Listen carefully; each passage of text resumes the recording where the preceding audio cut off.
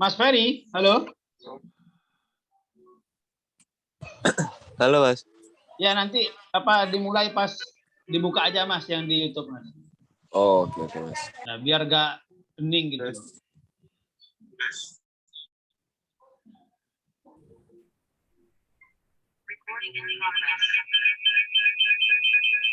Oh, kilo baterai.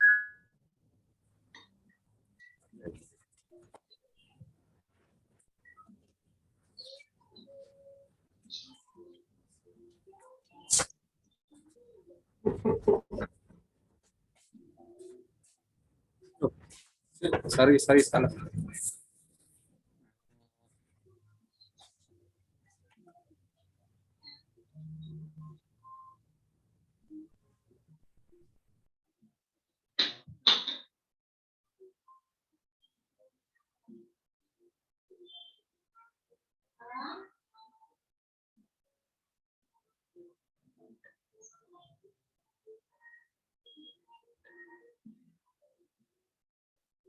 Bentar ya, sambil nunggu teman-temannya, terus narasumber kita masih pindah dari HP ke laptop.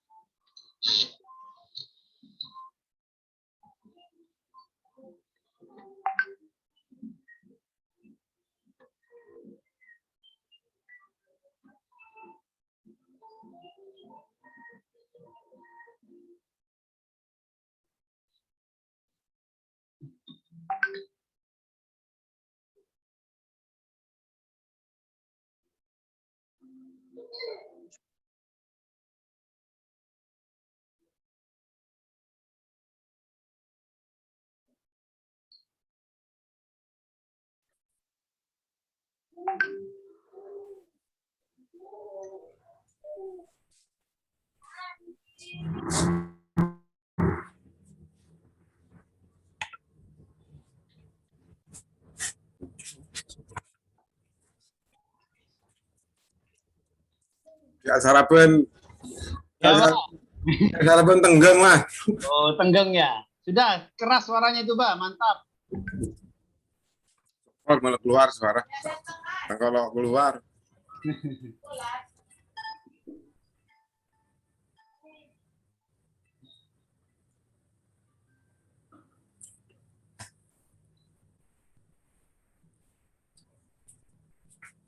Kayaknya singgung. Kayaknya singgung. Udah sini. Dia datang mukanya.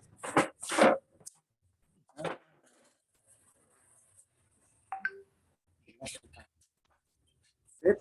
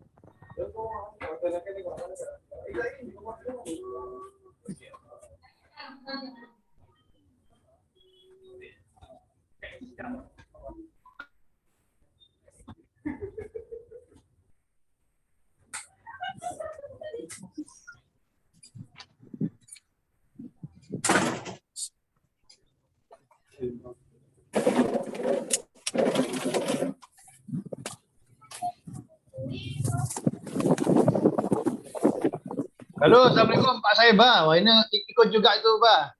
Pak Saibah hadir, Pak. Alhamdulillah. Sudah ya? Kita mulai aja ya. Boleh. Ampun, siap, Pak? Siap. Apa ada yang ditampilkan, Pak? Apa langsung cerita aja? Kayaknya langsung cerita aja ya. Kalau yang ditampilkan saya belum masukkan ke sini. Oh ya, nanti dikirim aja, kita kirim ke teman-teman ya. Yang saya kirim ke Mas Helmi yang itu tuh. Oh gitu. Yang Word ya. Oh ada Pak, tak tampilkan Pak nanti sebentar. Siap. Siap sarapan tenggang. Ya, oke. Assalamualaikum Adoing. Waalaikumsalam. Siap.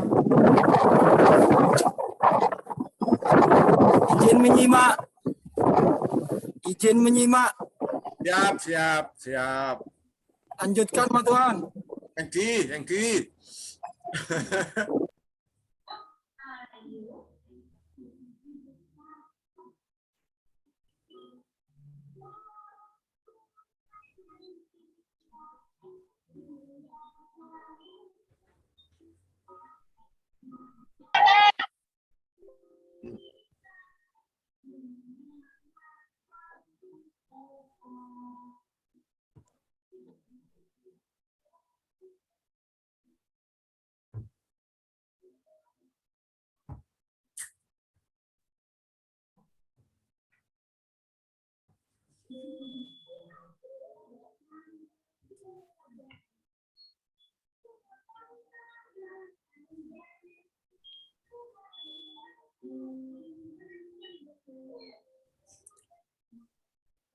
Siap, Pak.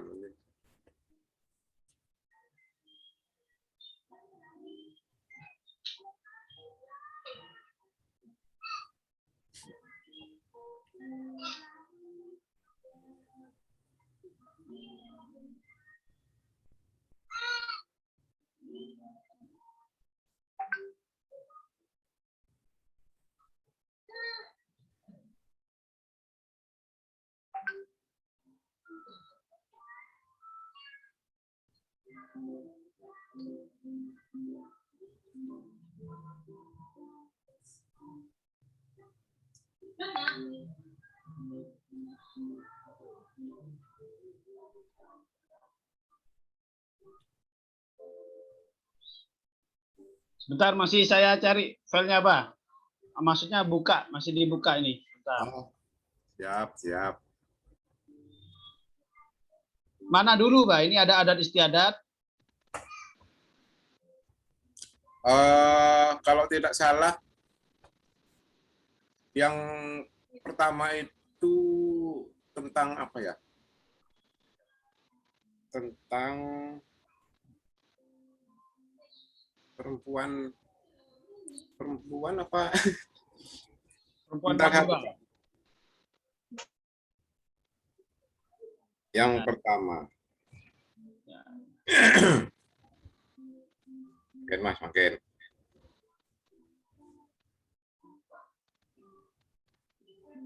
Ini ada tragedi kesetiaan kasih abadi, sama adat istiadat dan strategi sosial. Ada perempuan Madura. Kalau tidak salah, adat istiadat aja dulu ya? Ya, oke, Pak. Bentar, ini agak berat ini. Karena mungkin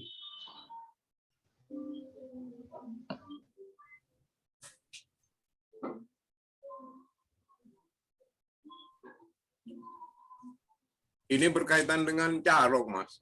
Enggak apa-apa ya? yang berkaitan dengan Bangkalannya aja, Pak. Kalau yang berkaitan dengan Bangkalan, bentar. Kan temanya sekarang sejarah Bangkalan, Pak. Betul. Yang ini kayak tragedi kesetiaan kawanan. Ya, Raga Patmi sama Bangsa Carah itu, Mas. Ini aja ya. Ya, boleh. Oke.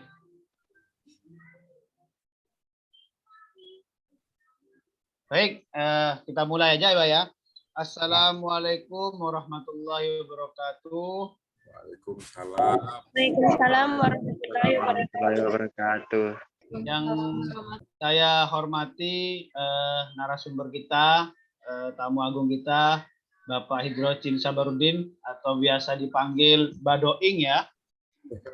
Kemudian yang saya hormati kebetulan tadi juga masih hadir ya Pak Saiba, dan yang kami muliakan para mahasiswa, mahasiswi kelas Nusantara yang berasal dari Makassar, Gorontalo, Patimura, mungkin ada yang dari Sorong, Papua, ada dari Sumatera. Kembali lagi kita masuk ke kelas Nusantara yang mana hari ini kita akan sedikit menyinggung materi tentang sejarah Bangkalan, kemudian mungkin adat istiadat atau budaya yang di Bangkalan atau Madura, dan sejatinya materi hari ini juga ada tentang museum ya dan arus baya, tapi kita sudah memberikan file, silahkan dilihat di Sepada ya. Dan materi hari ini kita kebetulan rawuh dan berkenan Badoing ini adalah mantan penilih ya, sudah pensiun baru 2018 kemarin, penilih Dinas Kebudayaan Bangkalan. Beliau dari 1977 sejak SMA sudah menulis ya, kesukaan tentang sejarah begitu. Kemudian masuk PNS sekitar tahun 80-an. Terus sampai pengabdian sampai ke 2018. Nah, sekarang Badoing ini pengamat sejarah, kemudian budaya, bahkan mempunyai channel di YouTube-nya namanya Gerbang Salam Madura ya, Pak ya? Gerbang Pulau Madura. Gerbang Pulau Madura. Jadi bisa langsung di subscribe atau di follow atau di like beberapa video di Gerbang Salam Madura. Gerbang Pulau Madura. Ya. Kemudian beliau juga punya banyak markas atau komunitas, teman-teman ya. Ada komunitas pencak silat mungkin, komunitas sejarah, komunitas batik. Kemarin saya sudah ke sana, ke Batik Puri Kecil, tepatnya di Burneh. Jadi kapan-kapan kalau main ke Madura, teman-teman bisa ke rumahnya atau ke markasnya Badoing dan teman-teman. Nah, untuk selanjutnya, kalau bisa, kalau tidak mengganggu jaringan, saya berharap on kamera ya, karena Badoing juga biar tahu.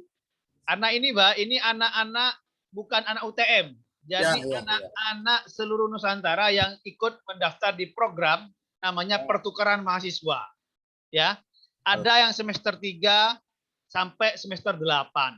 Nah, beliau-beliau ini rata-rata belum pernah ke Madura. Ya. Tapi katanya pernah bertemu orang Madura jualan sate, Pak. Nah, ini. Padahal di sini tidak ada sate Madura, yang ada sate ayam, sate daging ya. Kalau di sana katanya banyak sate Madura. Nah, tema yang kemarin sudah tak satu tentang budaya Madura umum, kemudian kebinekaan 2 tentang ketokoh pahlawanan yaitu Kiai Haji Muhammad Holil, akhlaknya seperti apa sudah dijelaskan Pak Saiba. Sekarang kami berharap dijelaskan, Pak, tentang sejarahnya Bangkalan. Kemudian adat istiadatnya apa, karakternya apa, dan nanti habisnya panjenengan Badoing memaparkan, kita buka sesi tanya jawab. Saya yakin teman-teman ini ingin bertanya, Pak. Kenapa? Budaya atau sejarah daerah itu pasti berbeda. Nah, misalnya Mbak Sugianti ini di Gorontalo, dan kemarin siapa? Mas Jalesmin Panjaitan ini Sumatera Utara aslinya, Pak. Cuma kuliah di Gorontalo. Nah, ini menarik. Saya yakin Mbak Isti itu juga orang kemarin Manado ya, tapi lama di Gorontalo.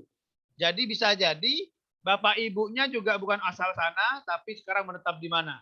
Jadi ini menariknya Nusantara gitu loh. Mungkin itu pengantar ya. Kalau saya sejak kecil, walaupun orang Bangkalan asli, itu memang ada cerita yang namanya nama Bangkalan itu berasal dari kisah Kek Lesap, legenda Kek Lesap, legenda ya. Jadi Bengkalaan gitu loh. Perang melawan VOC atau Belanda sampai dari Sumeneb, Pamekasan sampai ke Sampang, di Tangkel itu Burneh. Nah, ini kemudian di Bangkalan itu meninggal atau mati, Bengkalaan. Mati sudah itu kalau diartikan. Tetapi dari versi sejarah ternyata Bangkalan itu adalah sudah penemuan lama semenjak 1644. Nah, ternyata sudah ada kerajaan yang namanya Bangkulon dan Bangwetan. Nah, ini menarik teman-teman. Ya, jadi yang di Arosbaya sana itu memang ada makam raja-raja. Kemudian juga ternyata sejarahnya kita juga bagian mungkin dari Majapahit atau apa, nanti kita bisa bertanya ke Badoing ini. Selamat datang juga kepada Bapak Luki ya, dan mungkin mahasiswanya yang ikut di sini. Terima kasih Pak Luki, ada Pak Saiba juga di sini. Jadi Pak Luki ini juga dosen Fakultas Hukum, Mbak. Ya, Beliau asli orang Sidoarjo tapi ngajar di UTM. Jadi cinta Madura juga ini. Penelitiannya banyak tentang Sumeneb Madura. alhamdulillah. Ya. Mungkin itu, Mbak Doing silakan bercerita karena Mbak Doing ini daya ingatnya semoga kita doakan sehat ya, masih kuat ya, dan pembaca manuskrip beliau ini, pembaca manuskrip, dan semoga nanti ada feedback pertanyaan dari teman-teman supaya nanti ada diskusi, Mbak. Ya. Silakan kepada Mbak Doing, waktu dan tempat kurang lebih 30 menit, Mbak. Habis itu nanti kita tanya jawab, kita persilahkan. Ya, Tore, Mbak. Assalamualaikum warahmatullahi wabarakatuh. Waalaikumsalam. Warahmatullahi wabarakatuh. Sahabat kinasihku semuanya, mahasiswa se-Nusantara, saya hanya memberikan beberapa materi, terutama tentang Madura. Jadi Madura ini sebelum bernama Pulau Madura ada nama purbanya. Di masa-masa Sundalandia, jadi masih bersatunya Pulau Jawa, Madura, Bali, bahkan Laut Jawa dan Kalimantan itu masih menjadi satu. Itu pada masa 23.000 tahun yang lalu. Nah, kemudian berangsur-angsur surut sehingga memenuhi laut Pulau Jawa itu. Jadi dikatakan di situ namanya Laut Jawa. Hasil dari penelitian Profesor Dani Irwanto, kebetulan kami bersahabat, saling tukar informasi. Saya diberi beberapa catatan beliau dari pulau yang masih menyatu dengan Atlan, jadi Sundalandia namanya, itu berangsur-angsur tenggelam sehingga kapan terbukanya Selat Sunda, kapan terbukanya Selat Bangka, kapan terbukanya Selat Madura, beliau mencatat di situ. Langsung saja kepada masalah Madura. Pada tahun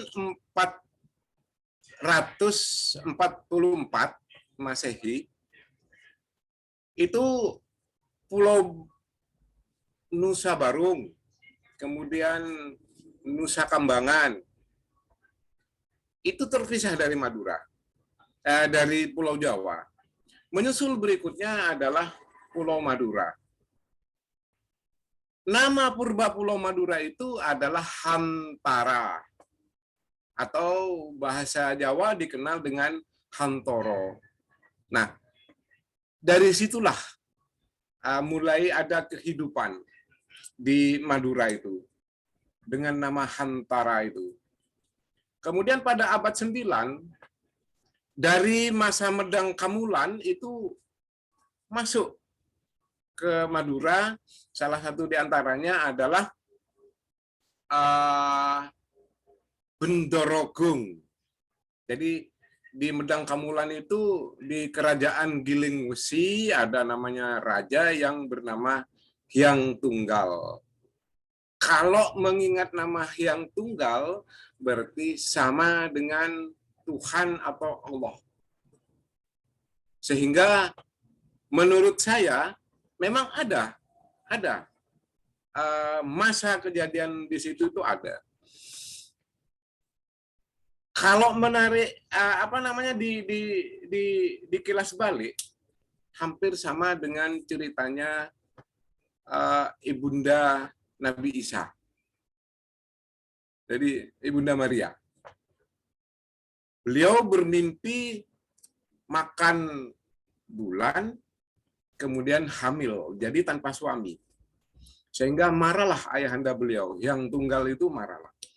Menyuruh patihnya Pranggulang, yang kemudian setelah masuk ke Pulau Hantara, ke Pulau Madura itu berganti nama menjadi Ki Poleng. Kenapa berganti nama menjadi Ki Poleng? Karena pakaian beliau adalah tenun yang dibuat dari akar-akar. Jadi akar yang kecil-kecil itu beliau rajut, beliau tenun, sehingga membentuk selendang, dan itu yang dipakai, maka beliau berubah nama menjadi Ki Poleng. Ketika beliau dihanyutkan, karena perintah raja, diminta untuk dibunuh Bendorogung itu, yang dalam keadaan hamil. Patih sudah melaksanakan. Tapi apa yang terjadi? Setiap kali mau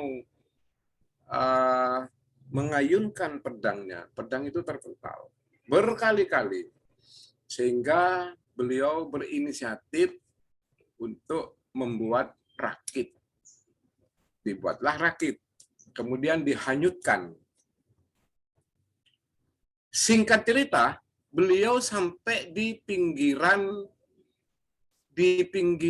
sebuah dataran tinggi yang sekarang dikenal dengan nama Gunung Geger di utara, sebelah utara.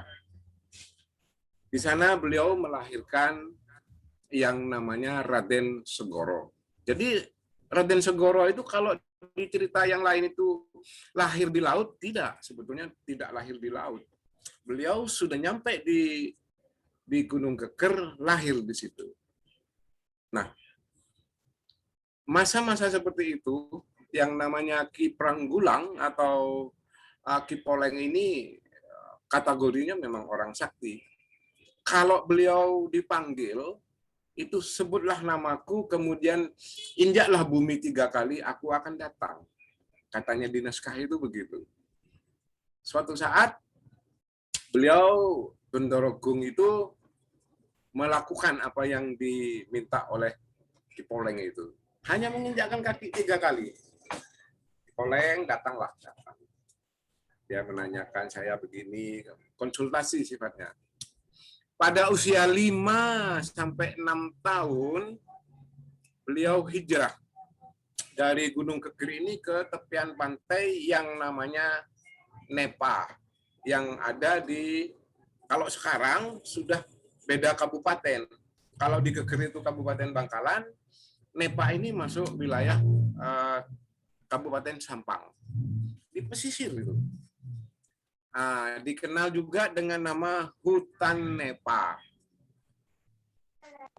Raden Segoro kecil ini gemar sekali bermain di pohon yang namanya pohon ara. Jadi pesisir utara itu dulu syarat akan pohon-pohon ara. Jadi kalau pada abad sekarang pohon ara itu banyak dicari orang, beberapa ribu tahun yang lalu itu sudah leluhur kita sudah tahu fungsinya. Nah, di pohon itu banyak ditempati sarang tawon. Sehingga beliau masa-masa kecil umur 5-6 tahun itu kan pas lucu-lucunya bayi. Senang di bawah situ karena melihat tetesan madu yang menetes dari sarang lebah itu.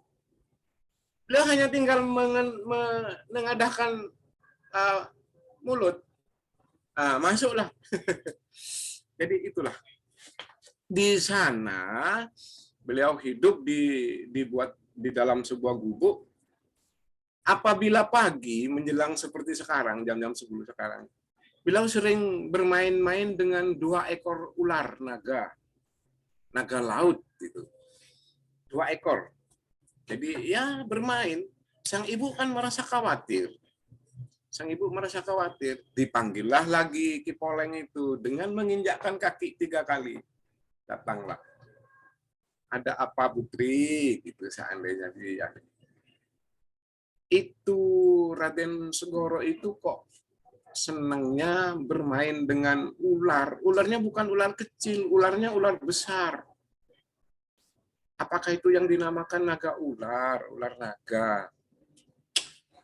Nanti bilang, akhirnya dipanggil lah Raden Segara itu. Raden Segoro, apabila kamu nanti ketemu dengan ular itu, tangkaplah kepalanya, kamu bantingkan ke tanah. Itu nanti akan berubah menjadi pusaka. Ketika sang ular itu datang, dilakukan apa yang diperintah oleh pamannya, Paman Patih itu. Dipegang kepalanya, ditangkap, banting. Akhirnya jadilah 2 buah tombak. Orang-orang, artinya leluhur-leluhur kami itu menyebutnya pusaka Senanggeleh dan pusaka Sealegure. Kalau di bahasa Jawa atau bahasa perpustakaan dan pertulisan itu mereka menyebutnya Nanggolo dan Aliguro. Nah, fungsinya 2 pusaka itu, kalau yang Senanggeleh ini memang khusus untuk berperang. Dia bisa mengikuti perintah tuannya itu dengan tanpa dipegang. Jadi melayang. Kalau yang Sealegure ini memang khusus untuk menjaga di rumah. Suatu saat kerajaan Gilingwesi diserang oleh pasukan Mongol. Masih belum Tatar itu, ya di atasnya itu lagi.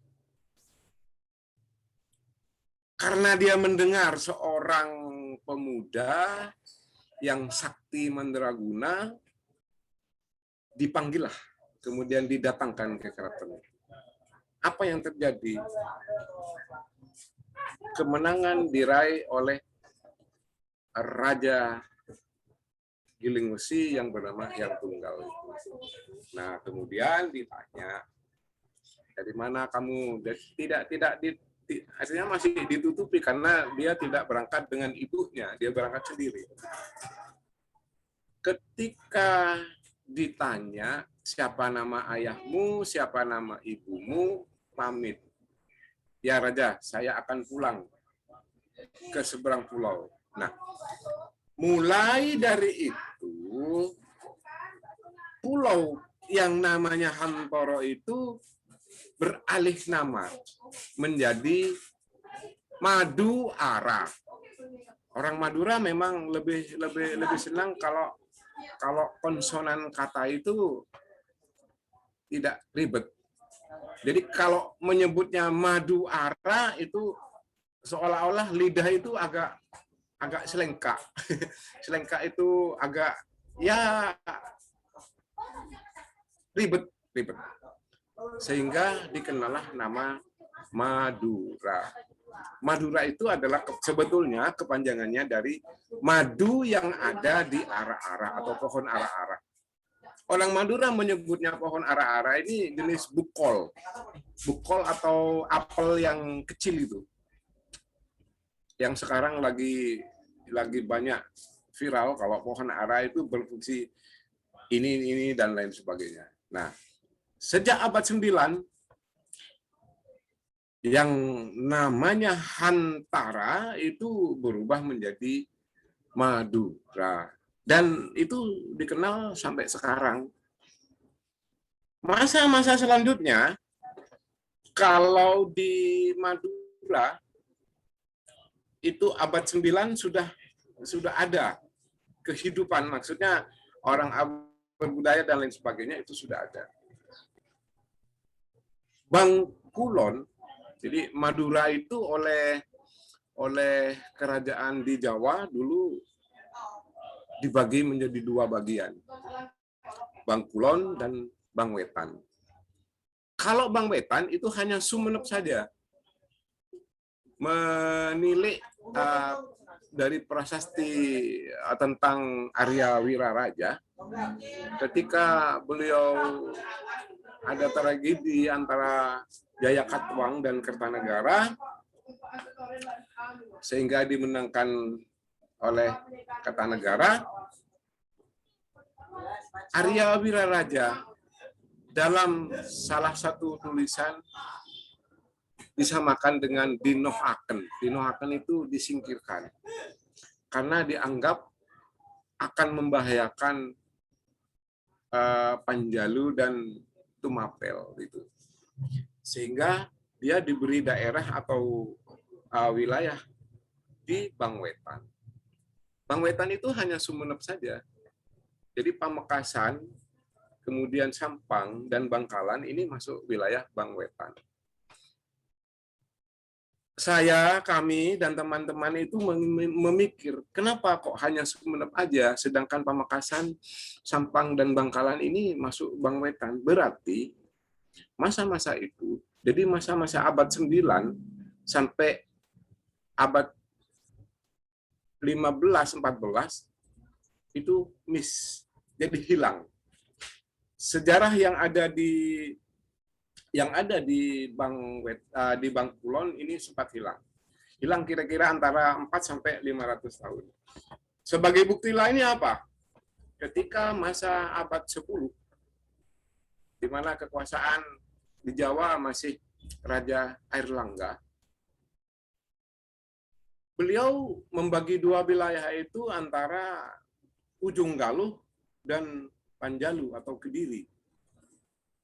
Ketika diserang Raja Gelang-Gelang, salah satu pasukannya melihat di sebelah utara itu ada kepulauan.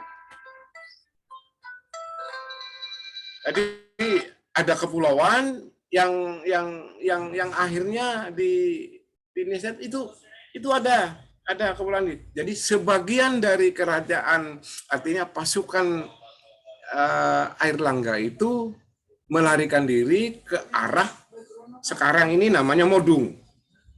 Dimasuk wilayahnya wilayah Wangkulon.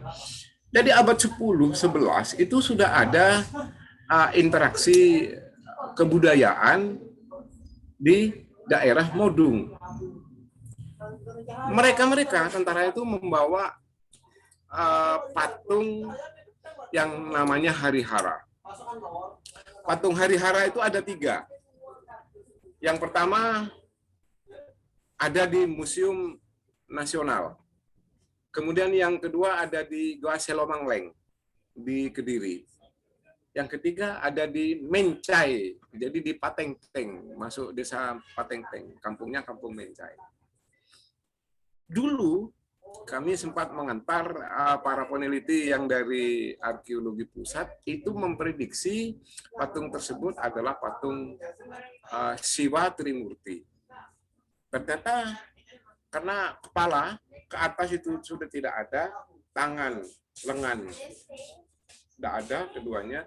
Jadi yang tinggal hanya beberapa bentuk aksesoris, ukiran batu hanya itu, dan di bawah kaki itu masih ada. Kami mencocokkan, mencari. Jadi pada waktu kami mempersiapkan proceeding tahun 2019 kemarin itu, ketika ada seminar budaya Madura, kami sampaikan materi yang dari kelompok kami. Nah, di sana kami mengangkat potensi-potensi yang ada di wilayah Modung. Kembali lagi kepada Madura.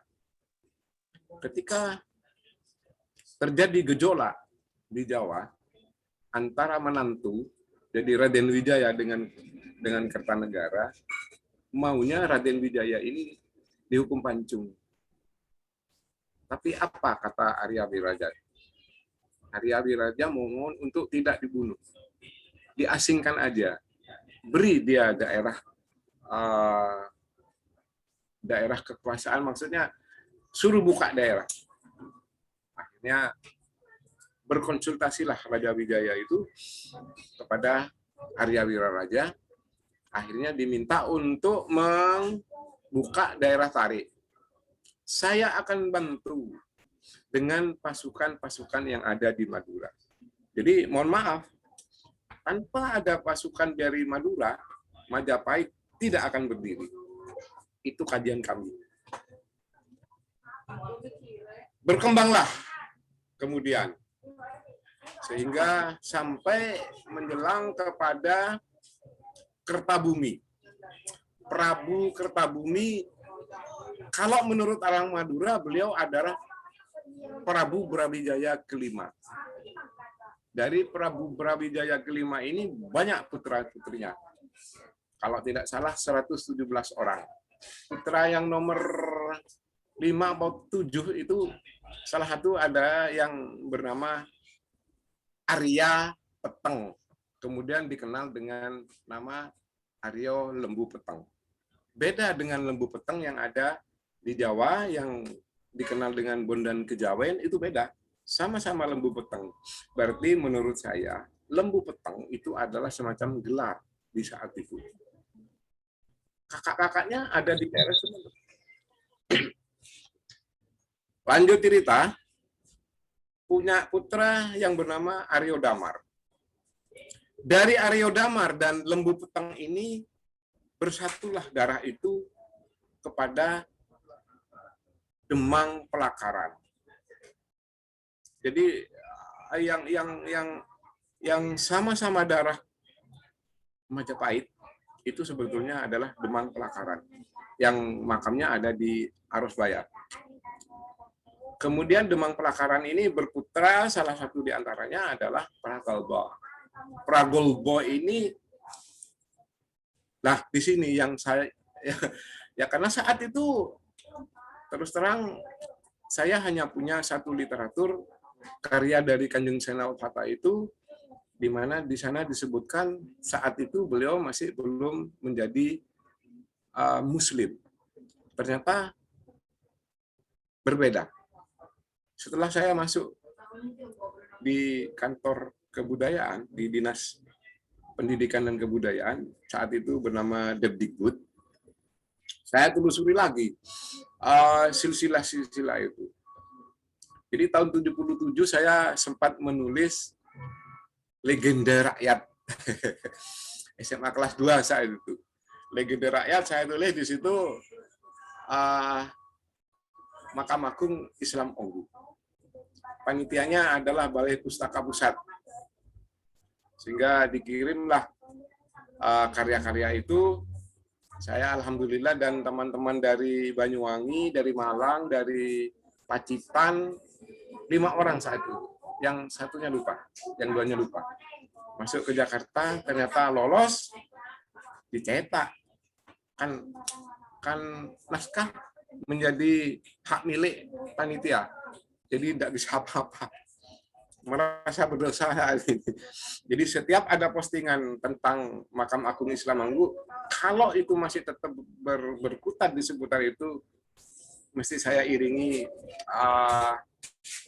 beberapa tulisan, diantaranya menyebutkan bahwa beliau sebelumnya memang bukan Hindu, beliau sudah menganut Islam. Jadi untuk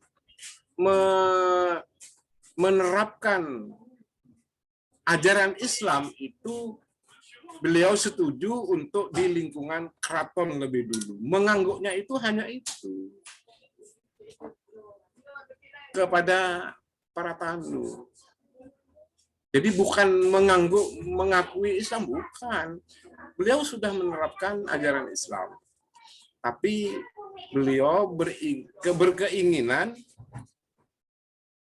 untuk diterapkan dulu di lingkungan keraton, baru nanti akan ke masyarakat. Karena saat itu yang ada itu kalau di Jawa Barat atau itu kapitayan, jadi kepercayaan. Di Madura sudah berkembang, jadi percaya kepada pohon-pohon besar dan lain sebagainya. Kemudian yang kedua, Hindu dan Buddha. agama Nasrani saat itu di masa-masa abad 15 itu belum masuk di Madura. Baru setelah berikutnya diiringi dengan masuknya Belanda, kemudian menyebar para penginjil dan lain sebagainya, itu baru masuk. Bahkan sekarang ada Injil yang berbahasa Madura. Tidak kalah juga Al-Quran ada yang berbahasa Madura. Kebetulan saya punya. Nah, dari situ semakin menguji saya, semakin penasaran. Bangkalan Madura ini ada apa sebenarnya?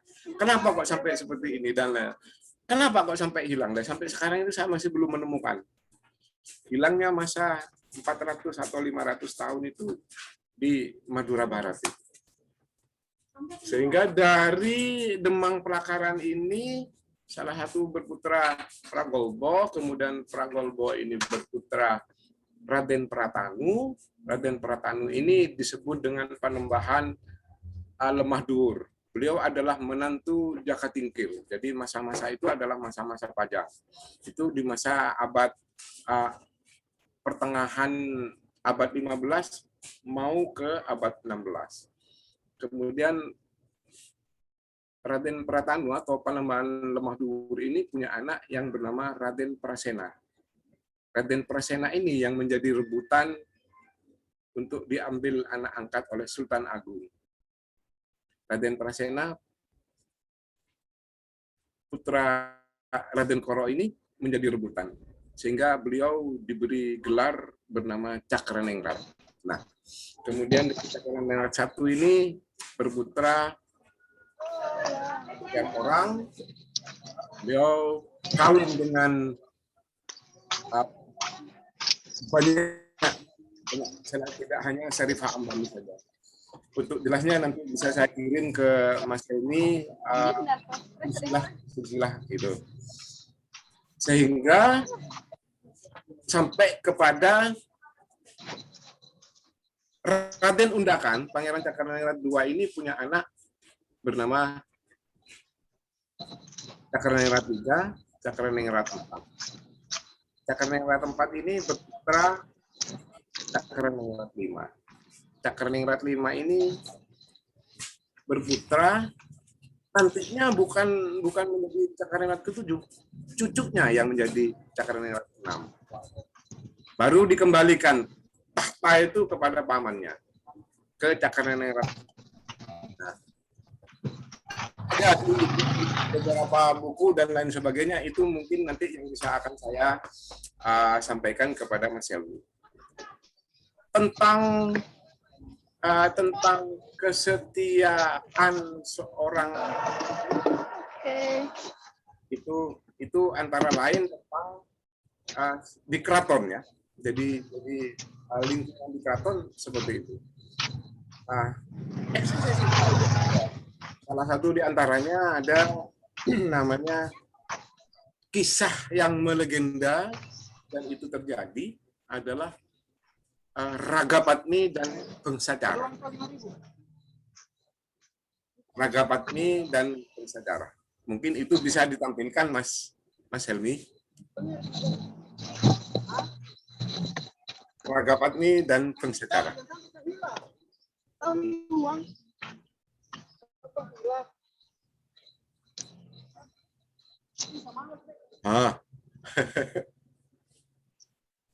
Enggak bisa juga. Jadi, ya, ini salah satu kelihatan. Kamu kasih kunci dalam duluan. Oh, pulang itu juga. Badoing, suaranya ada yang masuk di panjenengan. Oh. Suara orang di situ, lingkungan di situ. Jadi noisy suaranya. Iya.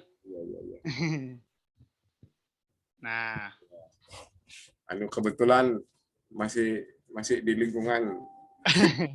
Ya, tidak apa-apa. Silakan lanjutkan, Badoing.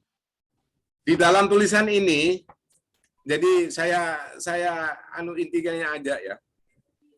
Ambil intinya, Badoing. Ambil intinya ya. Keraton yang ada di Terageh yang namanya Keraton Pacangan. Nah, Ini beliau mempunyai salah seorang putri yang bernama Ragapatni, itu tertimpa musibah sakit cacar, jadi apa namanya seperti bopeng kayak gitu. Beliau punya patih yang namanya Bangsacara dan Bangsapate. Dua orang ini yang lebih senior adalah Bangsapate. Bangsapate ini mempunyai sifat atau tabiat yang kurang baik. Yang Bangsacara ini orangnya tulus. Jadi tulus, orangnya suka membantu. Nah, ketika Raja Biderba, nama rajanya Biderba, Raja Biderba ini yang selalu minta pertimbangan kepada Bangsacara. Begitu juga kepada Bangsapate. Sehingga diungsikan, maksudnya dipindah Ragapatni ini untuk maksudnya kalau zaman sekarang itu di isolasi mandiri ke salah satu pulau yang namanya Pulau Mandangin di daerah Sampang itu. Pulau Mandangin itu di sana ada ibunya Bangsacara. Ibu Bangsacara ini yang merawat Ragapatni sampai beliau seutuhnya kemudian diobati secara lahir dan batin, akhirnya sembuh dan menjadi seorang putri yang cantik. Karena Bangsapate ini sering memang tabiatnya seperti itu, maka raja dipengaruhi.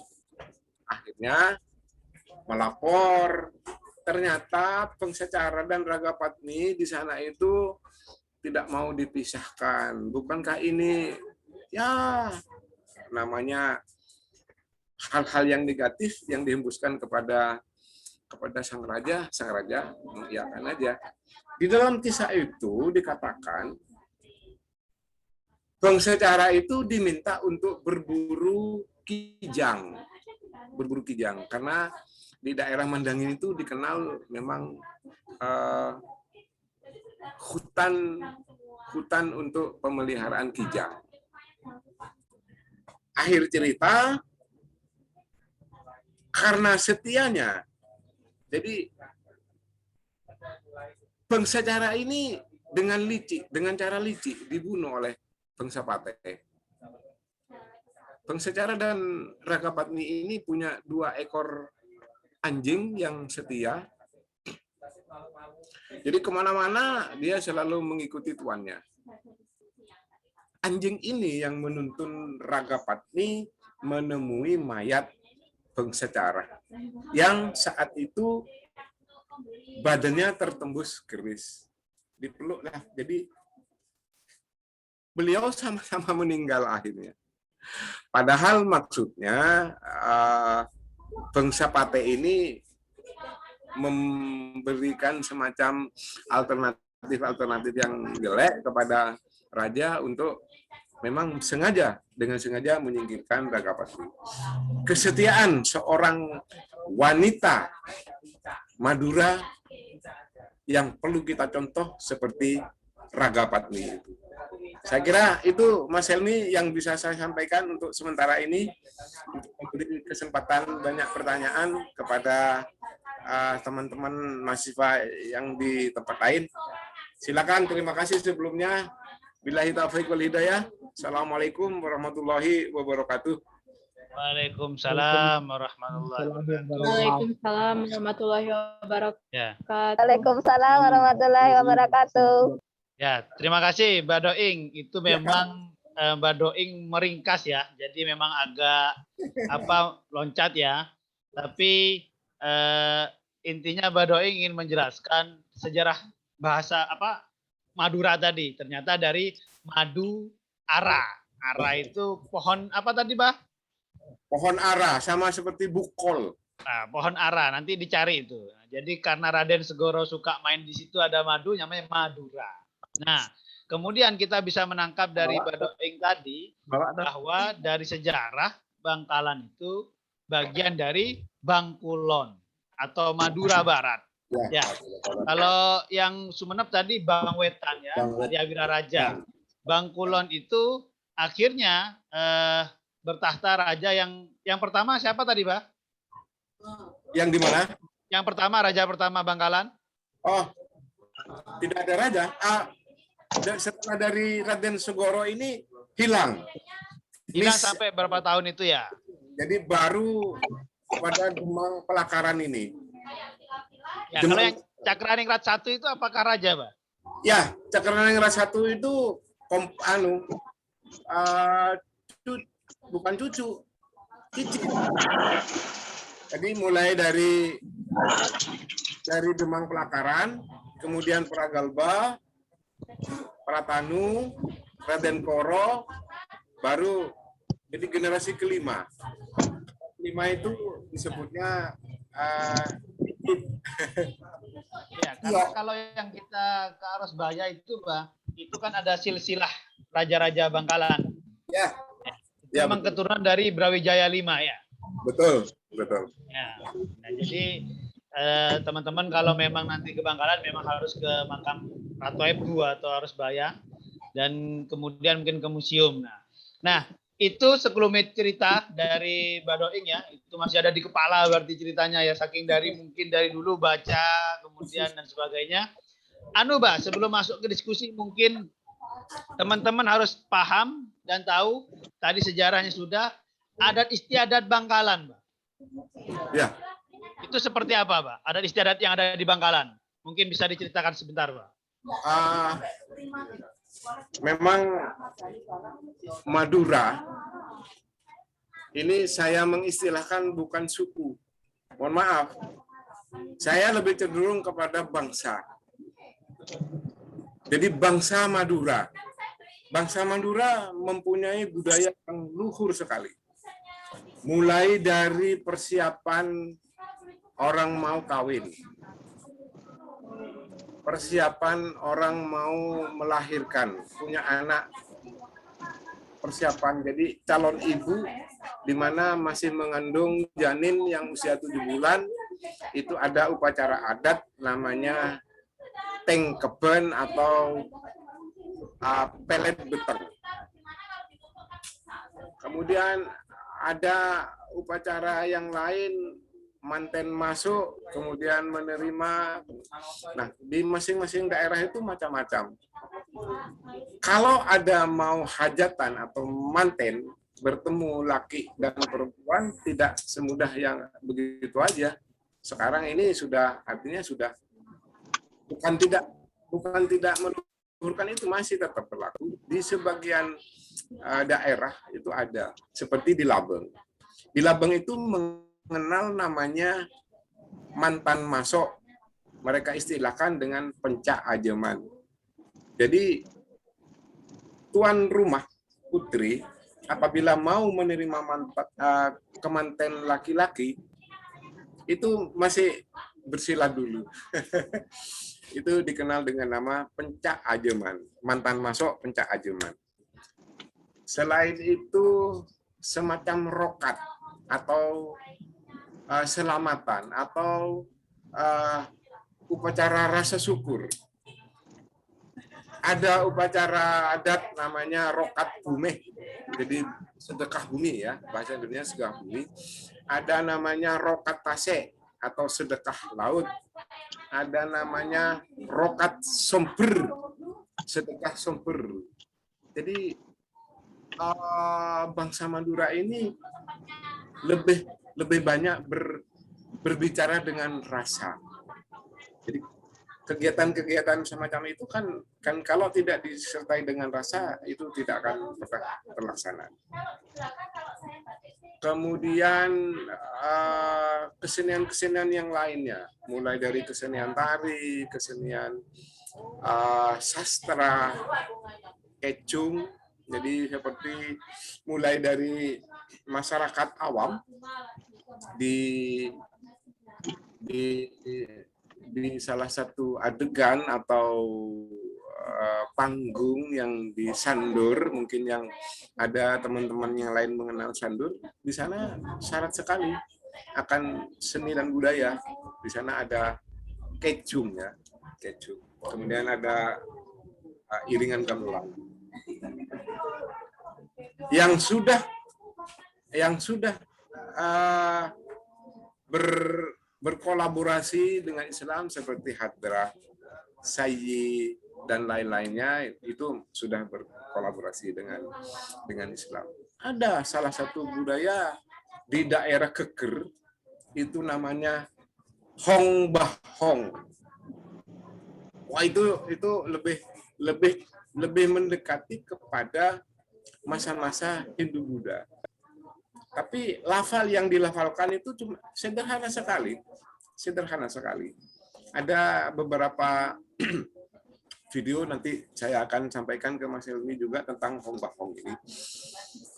Ya, jadi bukan hanya di daerah Jawa Barat atau Sunda aja yang mengenal angklung.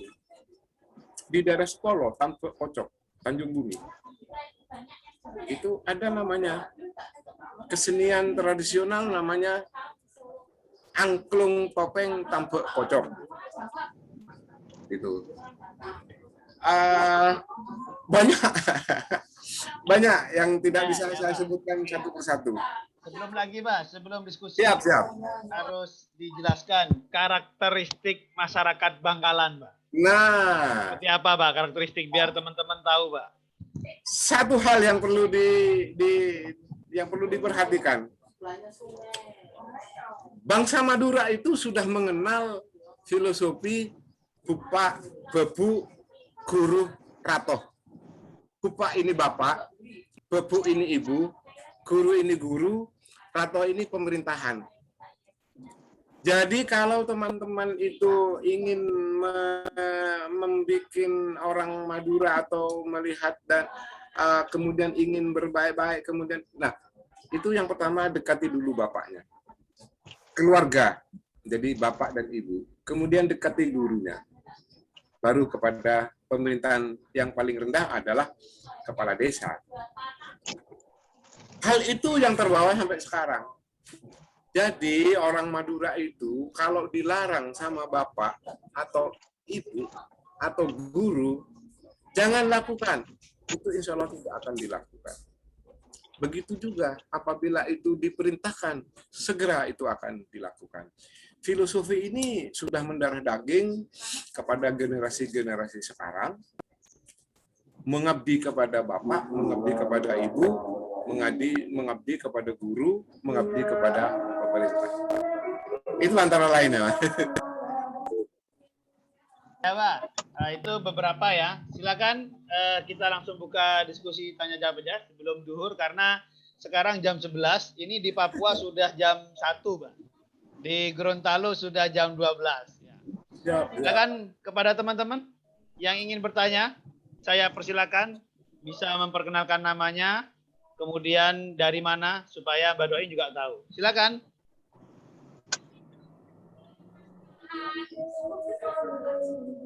Halo?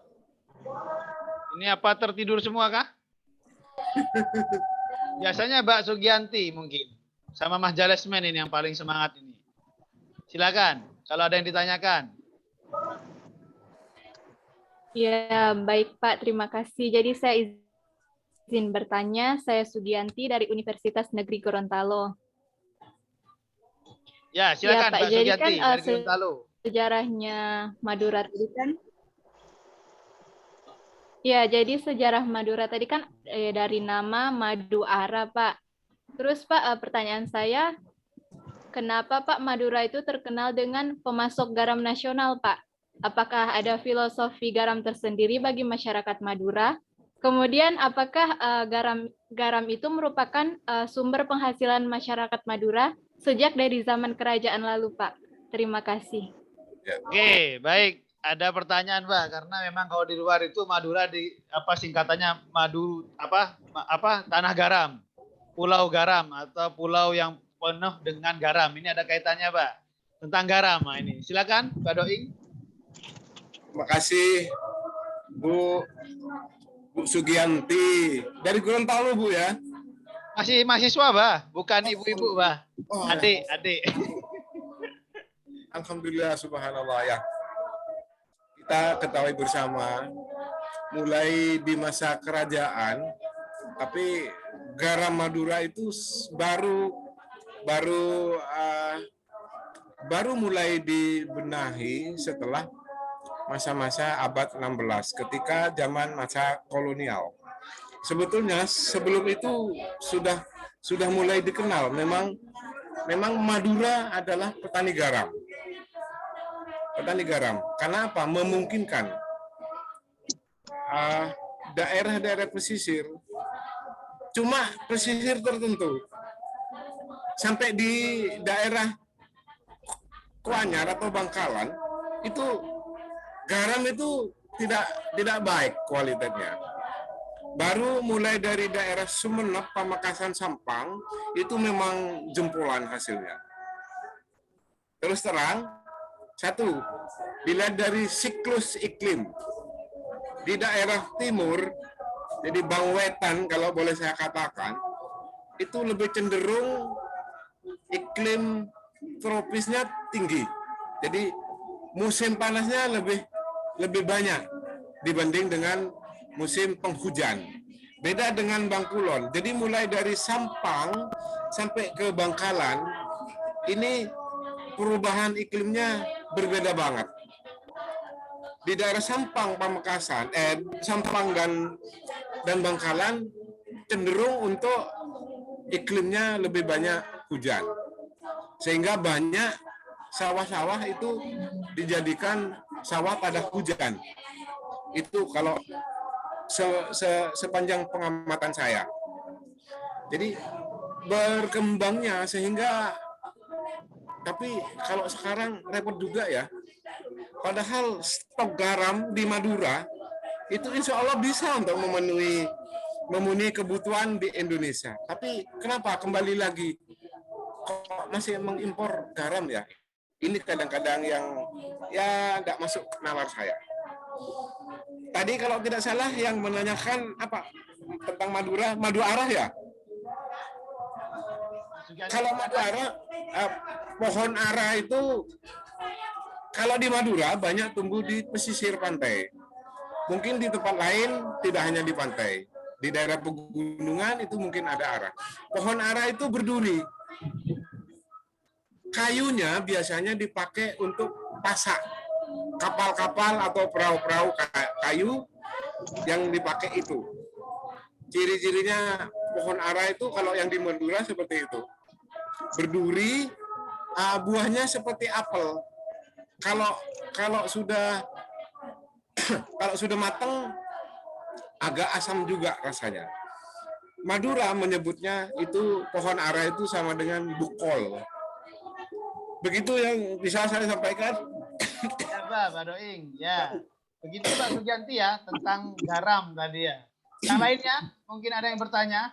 Silakan. Mulai dari mungkin budaya atau Baik, Pak, terima kasih. Ya, terima kasih Mbak Sugianti. Yang lain? Ada lagi? Halo? Tidak ada, Pak. Rahmaniar. Silakan Mbak Rahmaniar. Tidak, Pak. Oh, tidak. Iya, Pak. Mbak Jasmawati. Ya, Pak. Ya, silakan. Baik, terima kasih atas kesempatannya. Pertanyaan saya itu, saya pernah membaca bahwa di Madura itu kebanyakan masyarakatnya lebih cenderung ke pendidikan pesantren dibandingkan dengan perguruan pendidikan yang tinggi, sehingga menyebabkan kebanyakan masyarakat itu lebih care terhadap petua-petua atau nasihat dari kiai atau selaku pemimpin informal dibandingkan dengan pemimpin-pemimpin formal seperti kepala desa atau sederajatnya. Pertanyaan saya, apakah pernyataan tersebut masih berlaku sampai saat ini atau hanya berlaku pada saat dulu? Terima kasih. Baik, Terima kasih Mbak Jasmawati. Katanya Mbak, di Madura atau Bangkalan seringnya banyak pesantren. Nah, lebih menghormati kiai atau daripada beberapa yang lain. Apakah masih berlaku di Madura dan di Bangkalan khususnya? Bagaimana dari pengamatan panjenengan, Mbak Doi? Terima kasih, Edi. Mengapa sosok seorang ulama atau kiai itu kadang-kadang lebih dihargai? Sebetulnya sama antara orang tua dengan kiai. Makanya di filosofi Madura itu dikenal rupa bentuk guru rato. Guru ini termasuk salah satu diantaranya adalah kiai. Kenapa cenderung untuk berpendidikan agamis atau pesantren daripada pendidikan formal? Ingat, Madura bagaimanapun juga masih lebih banyak memikirkan kepentingan akhirat. Padahal kita hidup di alam dunia nyata.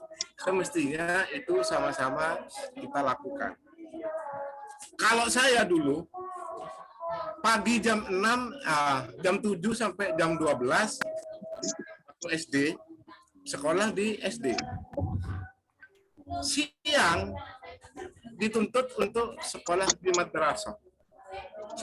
Sebetulnya madrasah itu artinya juga sekolah. Ini yang lebih mantap lagi nanti Gus Haibah Al-Bangkalani yang lebih mapan lagi menjelaskan kalau hal itu. Itu pun tetap saya lakukan. Jadi ujian itu dulu 2. Pagi hari ikut ujian sekolah dasar, siang hari ikut ujian madrasah. Jadi ijazah itu punya 2. Tapi orang-orang tertentu yang seperti itu. Sedangkan di pelosok, sekalipun sudah ada sekolah formal, kadang-kadang mereka lebih memberatkan sekolah yang bersifat agamis. Contohnya madrasah ini.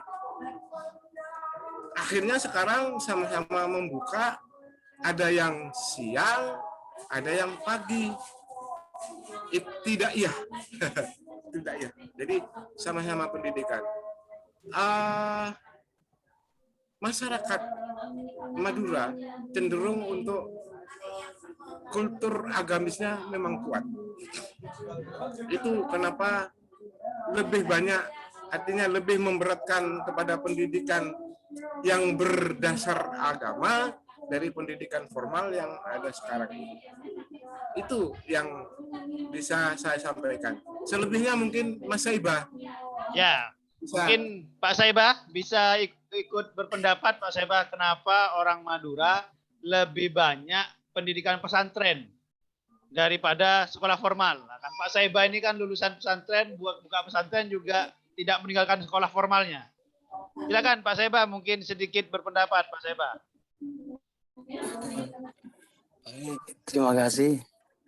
Ini ketiban sampur madoing ini. Atau andoing ini ketiban sampur. Saya mohon maaf, saya off kamera. Tadi kan sudah saya on kamera, tapi sekarang saya off dulu karena juga sama jaringan. Baik, langsung saja mempertimbangkan waktu. Tidak banyak sebenarnya yang tahu. Apa sih sebenarnya ide dasar atau landasan dasar? Masyarakat Madura ini begitu ta'zim dan hormat kepada kiai atau ulama.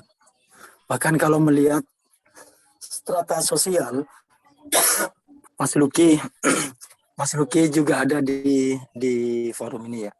Kalau melihat strata sosial memang hampir sama, mungkin nanti Mbak Doeng juga menjelaskan kembali bahwa adat istiadat dan budaya Madura banyak dipengaruhi oleh adat istiadat Jawa.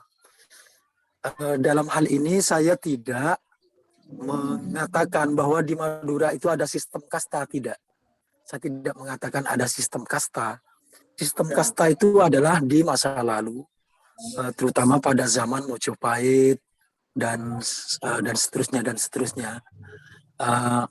Dalam kasta itu dikenal Pandito, Satrio, dan seterusnya. Nah, ini Mbak Doeng nanti yang menjelaskan ini. Artinya, dalam posisi ini, sebenarnya kiai atau ulama, ini berada pada posisi paling tinggi atau pandito. Sehingga karena dia berada pada posisi yang tinggi, otomatis tingkat kepatuhan masyarakat ini sangat tinggi dan besar kepada pandito atau ulama atau kiai. Dengan demikian, di masyarakat Madura ini lebih banyak patuh kepada para kiai, sehingga kalau disuruh memilih lebih patuh kemana antara kiai dengan pemerintah, ulama dengan umaro, orang Madura pasti akan lebih patuh kepada kiai. Kira-kira seperti itu karena adanya pandangan seperti itu. Pandangan yang kedua, sejak adanya proses islamisasi, proses Islam masuk ke Madura, saya ralat bukan proses islamisasi, tetapi proses Islam masuk ke Madura. Ajaran Islam itu begitu kuat di Madura. Sehingga salah satu kitab yang menjadi rujukan di Madura, namanya kitab Ta'limut Ta'lim, itu memberikan penjelasan bahwa kalau orang tua itu hanya menjaga kita dari panasnya api dunia, dari panasnya terik matahari. Tetapi kalau ulama atau kiai ini akan menjaga manusia dari panas dan teriknya api neraka. Sehingga masyarakat karena percaya dan menghormati kepada guru atau kiai, maka mereka sangat percaya kepada apa yang disampaikan oleh para guru atau kiai. Dengan demikian, tingkat pendidikan pun itu otomatis menyesuaikan lebih banyak mereka di pendidikan semi formal, bahkan informal. Dalam hal ini pendidikan berbasis pesantren atau pendidikan yang memiliki basis pengajaran dan pendidikan berbasis agama. Saya kira itu Mas Helmi, saya tidak bisa menjelaskan dengan baik karena suara masih belum pulih benar ini. Terima kasih Mas Helmi, saya kembalikan. Ya, terima kasih atas kelangkong. Ya. Jadi begitu dari pertanyaannya Mbak Jasmawati tadi ya, bahwa memang pandangan orang Madura agamis itu karena faktor kultur yang begitu kuat. Nah, ini ada pertanyaan Mbak Doing tentang kata kuliner atau kuliner Bangkalan atau Madura, Mbak. Itu juga harus ditampilkan, walaupun memang itu temanya besok dengan Bu Supi. Nah, tapi minimal apa makanan yang khas di Bangkalan atau di Madura ini, teman-teman kayaknya sudah mikirin sate dan sebagainya itu, Mbak. Mungkin apa? Kok bisa muncul makanan itu, Mbak? Itu sejarahnya gimana? Karakter makanan Madura itu asin misalnya ya, berani ke bumbu begitu. Kalau anak-anak kan taunya bebek atau apa, sekarang kan cinjai kan begitu. Itu gimana sejarahnya, Mbak? Oke, seperti contohnya kuliner yang namanya topak lade. Di masa kecil saya dulu, jadi kira-kira tahun 66, itu pun makan yang namanya topak lade itu hanya sekali dalam setahun.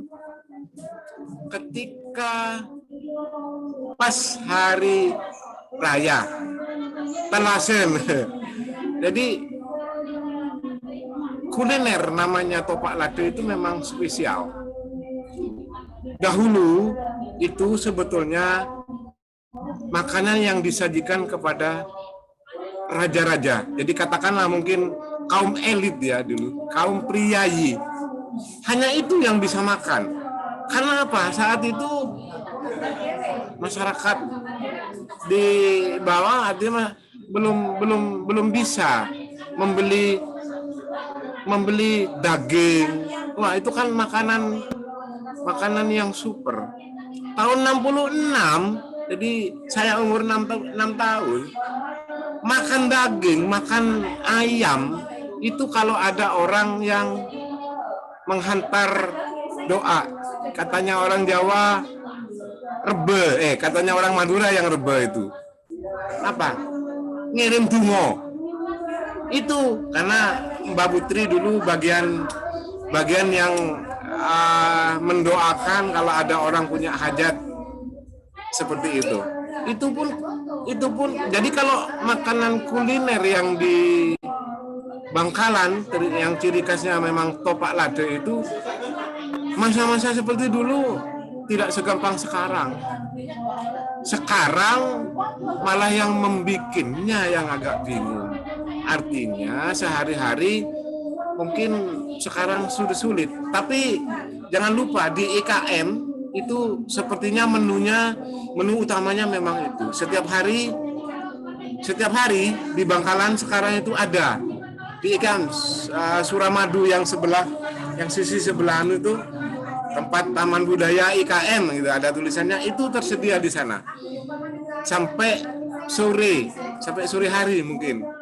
Nah, yang lebih spesial untuk itu nanti ada Pak Supi ya, Mas Helmi ya. Ya Pak, insya Allah minggu depan. Macam-macamnya banyak. Ada namanya nasi serpang. Nah, nasi serpang ini sekarang setiap hari ada. Jadi mulai jam 5 pagi, biasanya antara jam 9 atau jam 10 sudah habis. Lokasinya ini ada di PKPN itu. Di sana. Di Pecinan juga ada sepertinya. Tapi kalau nasi serpang ini sepertinya sudah banyak yang artinya banyak yang membuat gampang untuk mencarinya. Tacin sobi ini hanya ada di pagi hari sampai jam 8. Karena yang menjual itu dari dusun Sobit. Jadi bermacam-macam bubur itu. Kalau dulu jalan itu, Mas.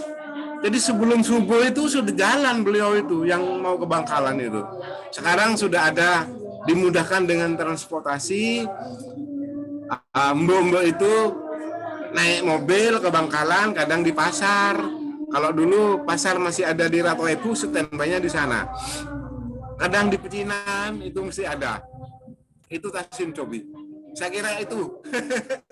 Ya Pak. Terima kasih, Pak Doing. Yang mahasiswa, apa ada pertanyaan lagi? Mungkin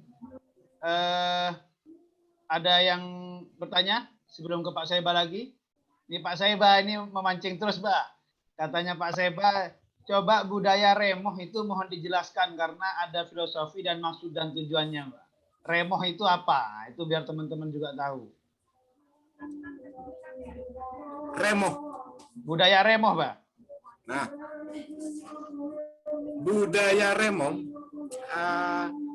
asal kata remoh itu sendiri, konotasi bahasa Maduranya adalah suatu kegiatan.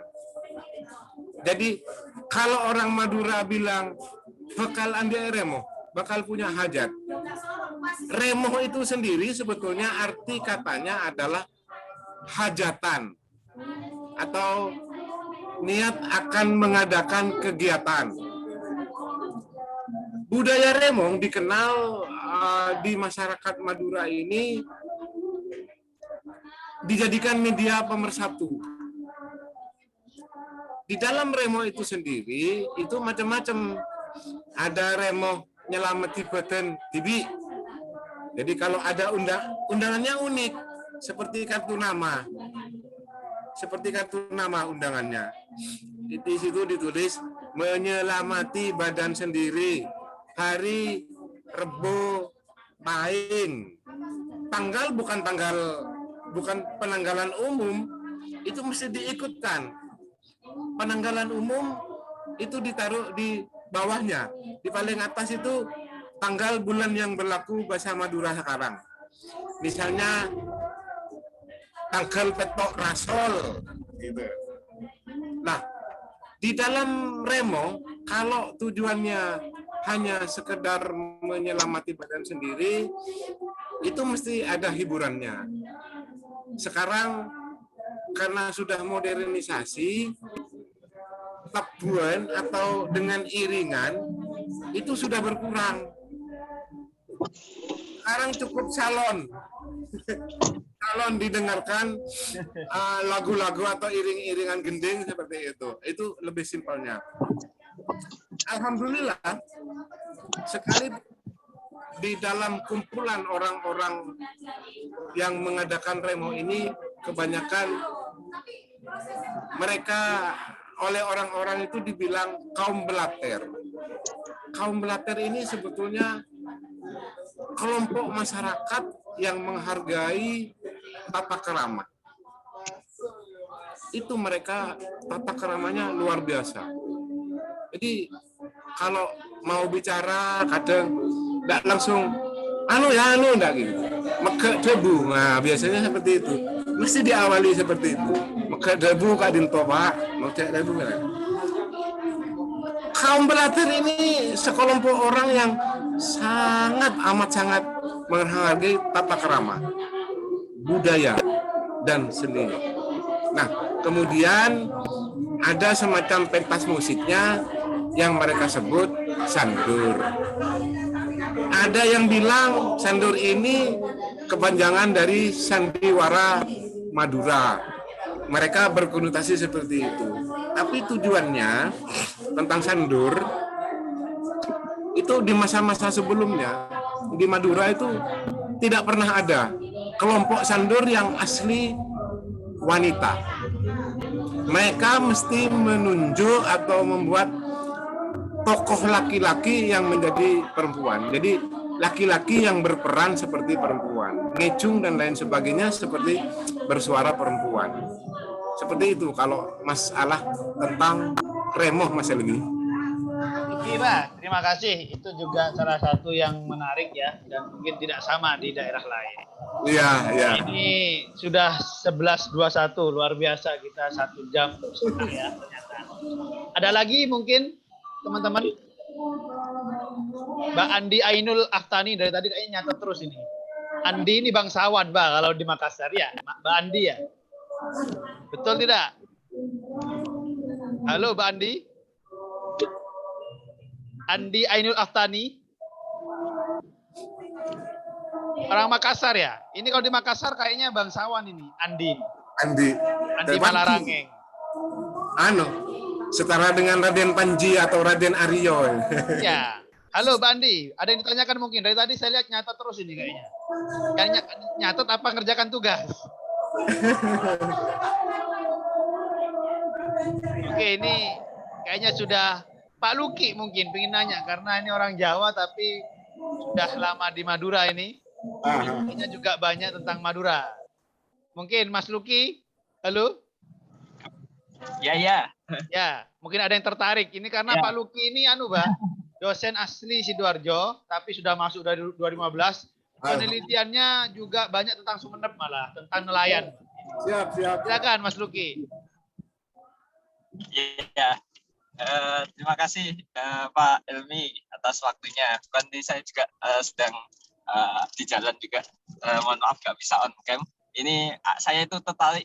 Saya telah mempelajari berbagai budaya-budaya Madura dan sejarahnya itu ternyata kan saya ada keterkaitan antara kekeratonan di Jawa Majapahit dan otomatis ya sejarah Majapahit dengan kekeratonan di Sumeneb utamanya. Ya. Nah, di situ ada nggak Pak budaya-budaya Jawa yang sekiranya itu mirip-mirip dengan budaya-budaya di Madura? Nah itu kan pastinya saya sedikit seperti bahasa saja. Seperti bahasa itu kan ada namanya kalau di dalam bahasa Jawa itu kan kalau menyebut saya itu kalau bahasa halusnya kan kule, kalau paling halus kan abina. Nah seperti itu contoh-contoh semacam alterasi budaya lah antara Jawa dengan Madura. Nah selain itu apa kalau budaya yang lainnya? Oke. Ya, terima kasih Mas Luki. Jadi itu Pak, apakah ada kaitan antara Jawa dan Madura itu sejatinya? Karena banyak mungkin kemiripan. Itu dari bahasa. Terus yang lainnya apakah ada Pak yang kemiripan antara Jawa dan Madura? Ini perlu sejarahnya seperti apa? Apa kita bagian dari Majapahit atau seperti apa? Karena tadi kan bilang Hantara Pak ya. Di abad ke-99 atau 900 itu Madura itu Hantara namanya. Berarti yang kita bagian dari Jawa. Saya juga pada saat sekolah SD, SMP, SMA bahasa daerah itu kan memang ada ini Pak, engki bunten, engki enten, enjaiyah. Nah itu kalau di Jawa ternyata juga ada ngoko, apa namanya bahasa halusnya apa lagi? Kromo. Kromo inggil. Nah, itu kromo itu berarti sebenarnya sama, Pak. Sama. Kemudian saya juga pernah belajar anacaraka data sawala pada jayana maga batanga. Itu juga ada pepet-pepetnya. Terus juga ada saloka, parebesan. Itu kan sebenarnya kekayaan bangsa kita. Itu gimana, Pak? Saya juga menyambung pertanyaan dari Pak Luki tadi. Ya, terima kasih Mas Luki. Bahasa adalah pengantar komunikasi manusia sesama manusia. Ada satu hal yang kadang-kadang tidak harus diketahui oleh orang lain. Suatu contoh, kenapa terbentuk bahasa Madura? Kalau dulu, keterangan dari beberapa naskah itu memang berbahasa Jawa. Jadi beberapa manuskrip itu lebih cenderung berbahasa Jawa. Saat saya baca manuskrip yang dari Tampo Agung, yang saat itu ditulis pada tahun 1044 Hijriah atau tahun 1600 sekian, itu memang bahasa tulisannya itu tulisan bahasa Jawa gundul. Bukan bahasa Jawa, bahasa Arab. Ada yang berharokat, ada yang tidak. Satu contoh begini. Panembahan giri ing kedaton gada asma. Nah, ini kan sudah bahasa Jawa. Diterjemahkan oleh para perawi saat itu. Jadi maksudnya ini begini. Jadi antara lain banyak yang seperti itu. Nah, kebanyakan dulu hubungan di masa-masa seperti itu memang cenderung kepada bahasa Jawa. Kenapa kok ada bahasa Madura? Ini kan rahasia. Jadi kalau dulu pasukan kumpul jadi satu di Jawa, kalau orang-orang Madura ini mau bicara sesuatu yang tidak harus didengar oleh orang lain, muncullah bahasa Madura ini. Jadi kadang-kadang ada orang Jawa itu yang paham dan mengerti, ada yang tidak sama sekali. Maksudnya apa? Ada sesuatu hal yang tidak harus diketahui oleh orang banyak. Tapi beberapa naskah yang lain, terutama di naskah-naskah, kalau saya bilang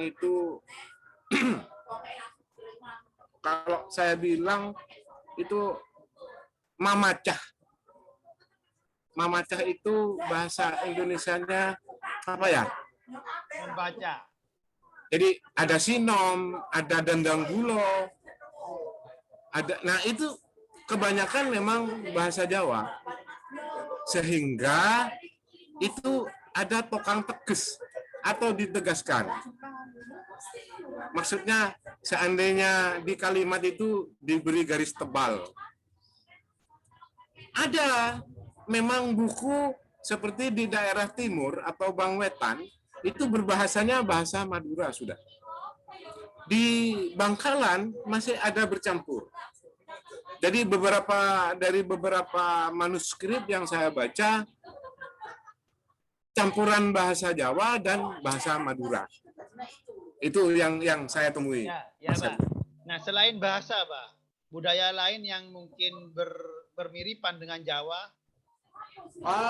Ya. Rekatase itu kan juga ya, Pak. Rekatase kalau di Jawa kan larung sesaji ya. Seperti budaya-budaya yang lain,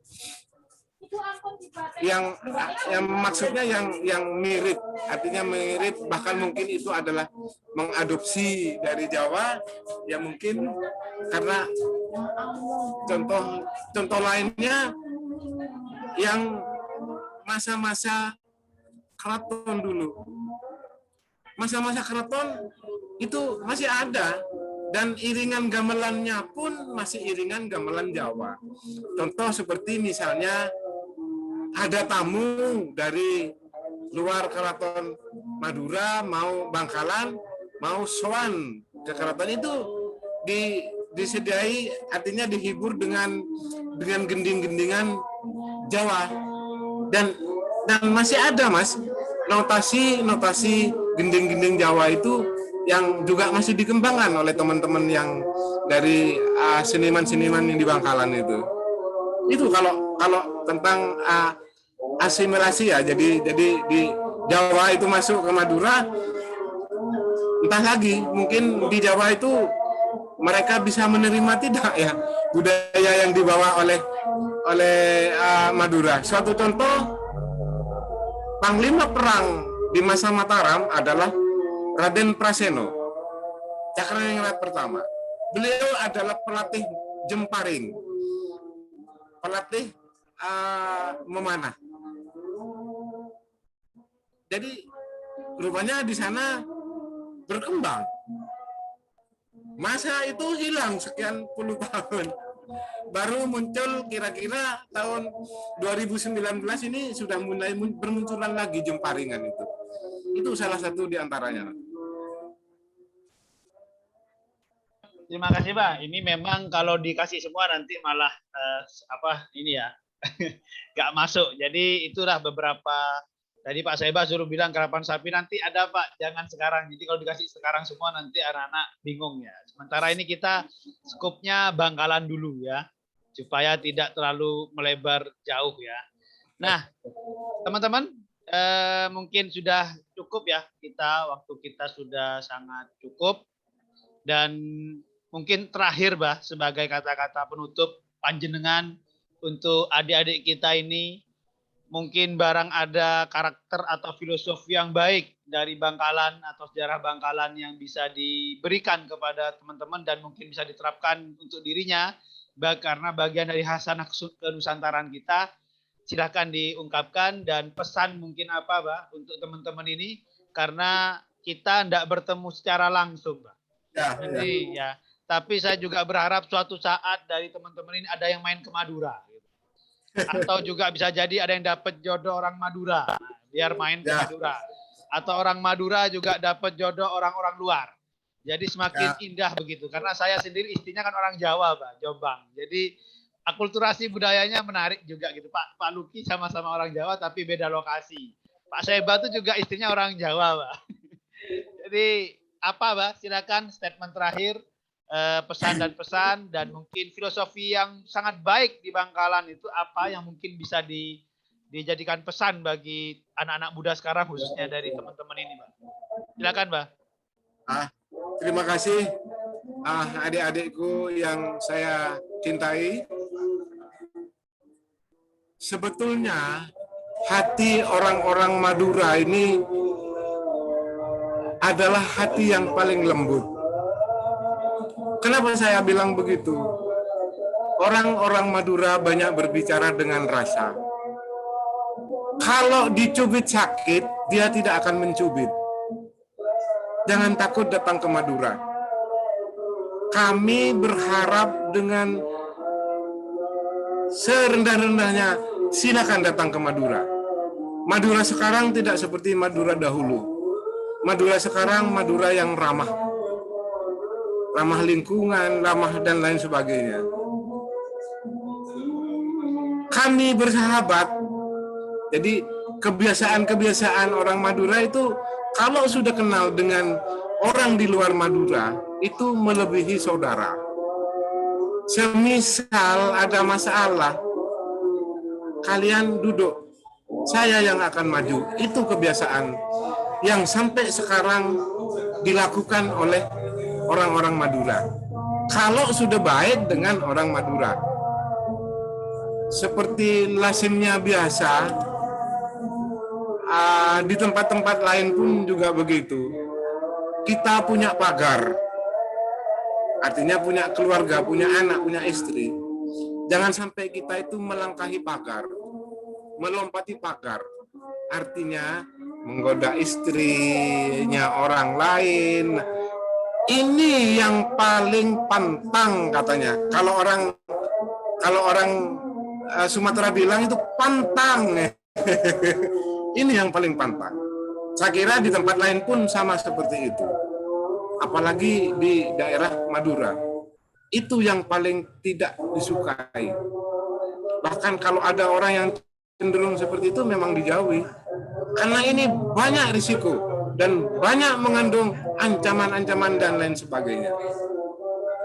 Satu lagi, saya teringat apa yang disampaikan oleh Bung Karno. Jas merah, jangan sekali-kali melupakan sejarah. Sampai sekarang pun saya juga masih belajar tentang sejarah itu. Tidak hanya Madura aja, tentang sejarah yang lain. Jadi selama kita masih punya keinginan, semakin tahu sesuatu bukan semakin pandai, semakin merasa tidak bisa apa-apa. Mohon maaf, apa yang saya sampaikan barangkali ada tutur kata yang kurang berkenan. Saya mohon maaf yang sebesar-besarnya. Akhirul kalam, wabillahi taufiq wal hidayah. Assalamualaikum warahmatullahi wabarakatuh. Waalaikumsalam warahmatullahi wabarakatuh. Terima kasih sekali lagi kepada Pak Doing. Tadi saya catat betul quote-nya. Semakin kita mengetahui sesuatu, semakin sadar kita ternyata masih banyak yang belum tahu. Artinya kita ini bodoh, harus belajar terus, G. Ya, kita doakan Mbak Doing sehat atau apa namanya tetap berkarya, ya, menulis naskah, membaca dan memberikan pengetahuan, Mbak. Semoga ada amal yang diterima oleh Allah dan menjadikan bagian yang terindah mungkin dari semasa hidup Abah Doing dan juga Pak Seba dan guru-guru. Karena ini bentuk dan ini beliau ini guru-guru, ya. Teman-teman, semoga ada yang diserap dari teman-teman dan ada harapan mungkin ya. Kita semua, kita ini orang intelektual, ya, selalu menggunakan nalar tapi jangan melupakan rasa tadi, ya. Itu yang dipesankan. Dan orang Madura itu hatinya lembut sebenarnya karena dia pakai rasa. Kalau kata Pak Seba, Madura itu madunya negara. Karena belum sekarang ini presiden berasal dari Madura itu belum ada, dan hanya orang Madura sebenarnya yang berani menerobos aturan itu. Contoh ketika kejadian di Suramadu, bagaimana di Mercon itu, karena mungkin ribet ya, orang Madura tidak mau ribet-ribet ya. Oh ya, satu lagi ya. Mas Umi. Apa? Jangan biarkan orang Madura itu lapar. Kalau orang Madura dibiarkan lapar, nekatnya lebih dari nekat dari orang-orang yang ada di Indonesia. Wes itu. Ya, Pak. Terima kasih. Itu dari Pak Doing dan teman-teman. Semoga ada yang diambil hikmah, ilmu, dan ada yang bermanfaat. Itu kurang lebihnya dari kami. Dan insya Allah minggu depan atau tanggal 26 ya Pak Luki ya. Itu dari Pak Rektor akan mengisi tentang kelas inspirasi. Oh, 20. Bagaimana pemuda atau tokoh Madura yang mungkin kategori sukses dalam pemerintahan, dalam arti beliau sampai jadi rektor, dan apa motivasinya. Dan juga ada, kalau saya minggu depan mungkin ya, itu juga ada dari Bu Supi insya Allah, dari kuliner Bangkalan.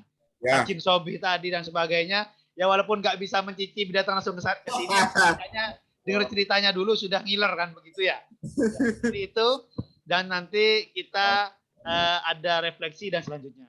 Mungkin itu terakhir. Terima kasih sekali lagi kepada semua dalam kelas Nusantara ini. Mari kita sama-sama kembali mencintai negeri kita. Ya. Tidak harus Madura, tapi negeri kita. Bayangkan 17 pulau, 17.000 pulau, berapa etnik, berapa bahasa. Ternyata anak-anak lebih mencintai Cicangguk, Korea. Ini kan miris ya. Saya betul-betul jengkel ketika istri saya bilang Cicangguk itu ganteng. Kok bisa dia nggak tahu Kartolo, dia nggak tahu Marlena, dia tidak tahu apa tokoh-tokoh yang sebenarnya lebih ganteng, lebih lucu begitu. Kok malah Cicangguk, Chong Jongki ya kan? Nah ini aneh begitu. Oppa Gangnam Style, ya kan? Lalu kan Indonesian Talent itu kan coba daerah itu dibuktikan di aransemen dan itu menjadi kebanggaan kita. Insya Allah Indonesia itu lebih beradab, lebih tua, dan lebih sukses. Cuma kita ini minder. Masa nyari kerja persyaratannya TOEFL? Kan tidak masuk di akal. Coba, ada nggak persyaratannya akhlak? Coba, persyaratannya tingkah laku, akhlak, ya kan? Cerdas itu kan nanti sebenarnya. Akhlak itu bagus, kamu mau belajar, kamu kerjasama, jadilah hasilnya. Ini yang lupa di Indonesia. Ini Pak Nadiem harus tahu ini. bahasa Inggris diutamakan, bahasa daerah dilupakan. Sangat miris ya. Sejarah luar kita tahu, ya kan? Musik-musik luar tahu, tapi musik daerahnya enggak tahu. Nangis itu para pahlawan kita. Itu saja. Yang terakhir tetap sama dengan Pak Doi. Jas merah, jangan sekali-kali melupakan sejarah. Saya akhiri. Mohon maaf jika ada kekurangan. Wallahul muwaffiq ila aqwamit thoriq. Wassalamualaikum warahmatullahi taala wabarakatuh. Waalaikumsalam warahmatullahi wabarakatuh. Jangan lupa subscribe ya, Gerbang Pulau Madura di YouTube. Dan ini juga disiarkan di YouTube. Mohon izin kita tutup acara ini. Dadah, terima kasih. Salam sehat. Terima kasih, Pak. Terima kasih, Pak. Mbak Doing, Pak Soba, Mas Luki, dan teman-teman. Ya, Teren. Selamat semua. Ya. Terkelangkung, Pak. Ya, live ya. Assalamualaikum. Cepat Luri. Salam Pak. Mas enggak bebek tak ngomong pakai Ju. Yuk.